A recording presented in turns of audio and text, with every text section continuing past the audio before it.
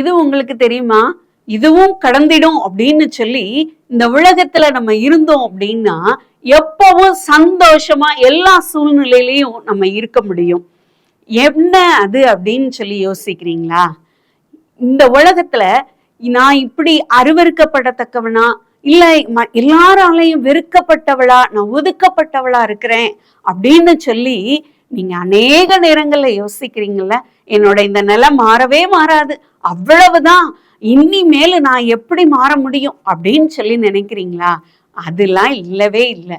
ஏன்னா யோசேப்பு குழியில் போடப்பட்டார். குழியில் போடப்பட்ட யோசேப்பு குழியிலே இருந்திரலையே, அவர் குழியிலிருந்து தூக்கப்பட்டார். அதே போல மோசே காக்கப்படணும் அப்படிங்கிறதுக்காக ஆற்றுல விடப்பட்டார்.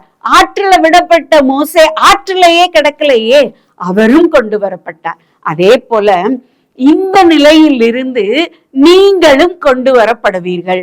உங்களுடைய நிலையும் உயரும். மோசே பெரிய தலைவராய் இஸ்ரவேல் ஜனங்களை வழிநடத்தி செல்லுகிறவராக மாற்றப்பட்டார். அதே போல யோசேப்பு எல்லா ஜனத்தையும் ரட்சிக்கிற ரட்சகராய் மாறினார். அதே போல உங்களையும் மாற்ற தேவன் வல்லமை உள்ளவராய் இருக்கிறார். அதனால இந்த நிலைமை மாறாது அப்படிங்கிற எண்ணத்தை விட்டுட்டு அந்த எண்ணத்துல இருந்து நீங்க வெளிவாங்க. இதுவும் கடந்து போகும் அப்படிங்கிறத மட்டும் நீங்க மனசுக்குள்ள வச்சுக்கோங்க. தேவன் உங்களோடு இருப்பார். எல்லா சூழ்நிலையும் சந்தோஷமா கடந்து வர தேவன் உதவி செய்வார்.